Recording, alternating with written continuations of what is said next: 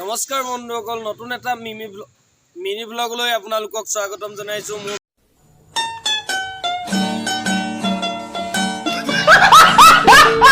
মাতটো অকণমান ভাগি আছিলে কাৰণে মই ভিডিঅ' বনোৱা নাছিলোঁ। আজি বনাইছোঁ। আজি বনাই মোৰ লগত আছে আমাৰ অতিকৈ মৰমৰ কালু। চৰি কিনা কিবা এটা কৈ দিয়া কোৱা না অকণমান কিবা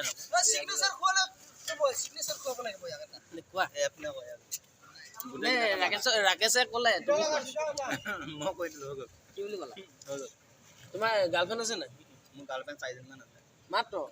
অসমৰ ৰাইজে জানিব বিচাৰিছে তুমি কোনটো টাইমত মিলোৱা কোৱা।